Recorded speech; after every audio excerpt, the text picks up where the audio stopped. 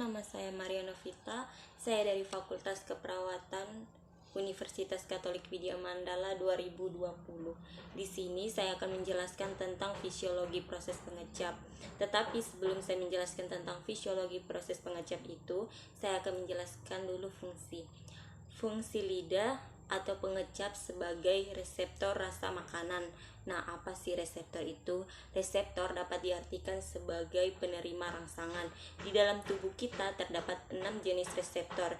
Yang pertama, totoreseptor. Yang kedua, mekanoreseptor. Yang ketiga, osmoreseptor. Yang keempat, termoreseptor. Yang kelima, kemoreseptor. Yang keenam, nosisreseptor. Lidah ini termasuk dalam jenis reseptor.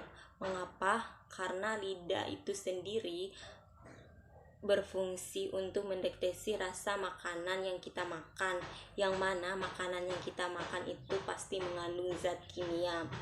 Kemoreseptor ini dikemas dalam bentuk sel yang disebut dengan tatesbat.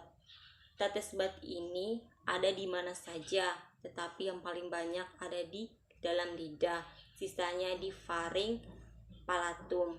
Tatesbat terdiri dari sel-sel. Sel yang berperan penting di sini adalah gustatory cell. Mengapa? Karena gustatory cell ini berfungsi memproses makanan masuk ke tatesbat. Yang kedua itu ada supporting cell. Supporting cell ini meregenerasi dari gustatory receptor cell. Yang ketiga itu ada basal cell. Basal cell ini meregenerasi dari supporting cell. Sensory neuron yang mengalir ke otak itu disebut sensory cell, ada di sini. Ketiga jenis ini membentuk seperti ini. Pada bagian atas sebagai tempat masuknya substrat makanan yang disebut sebagai tatespor. Di atas tatespor ada rambut-rambut kecil yang disebut sebagai gustatory microvilli yang di sini.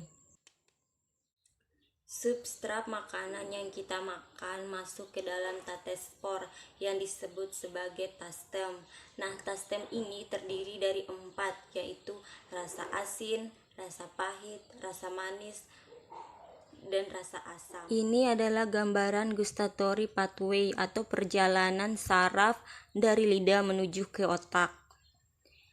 Ada 3 nervus, yaitu pada bagian 3/4 anterior di inferior oleh nervus facialis.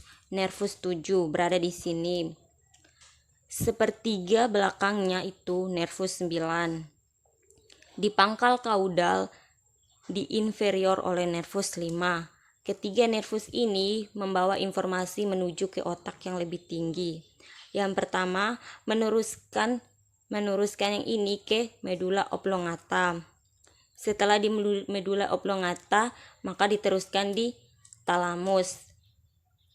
Sebagian yang berasal dari medula oblongata ini meneruskan ke sistem limpatik. Makanan yang kita makan itu juga dipengaruhi oleh sistem limpatik. Setelah itu menuju ke primary gustatory. Area di sini, primary gustatory itu di sini. Area di sini terjadi kesadaran bagaimana kita merasakan sesuatu, teksturnya, rasanya, dan lain-lain.